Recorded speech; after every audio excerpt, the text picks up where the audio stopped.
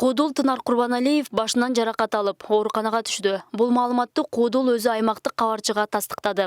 Окуя 8 октябрь күнү болгон. Өзүнүн айтымында ал аламан улак тартышка катышып, жаракат алган. Куудул башы кокустуктан аттын башына тийип, кашы жарылгандыгын, ошондой эле ал Жалал-Абад ооруканасына жаткырылып, жараат алган жерин тиктирген.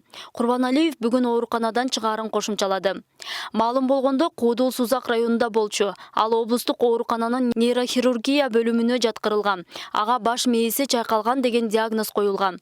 Ошондой эле эл арасында Куудулдун жол кырсыгына кабылгандыгы айтылууда. Өздүк булактар кабарлашкандай, Жалал-Абад шаарынын Айтамга кафесине жакын жерде досу экөө бара жаткан Матиз унаасы ушундай үлгүдөгү унаа менен сүзүшкөн. Кырсыктан улам эки унаанын теңешиге жабылып калып, аны окуяга күбө болгондор ачышкан жана тез жардам кызматына кабар беришкен. Окуя орун алган жерге жол кыймылынын коопсуздугун камсыздоо бөлүмүнүн кызматкерлери да келишкен. Эки тарап бири-бирин күнөөлөгөндөн улам жол кыймылынын коопсуздугун камсыздоо бөлүмүнүн кызматкерлери чакырылды, деп билдирди окуяга күбө болгондордун бири.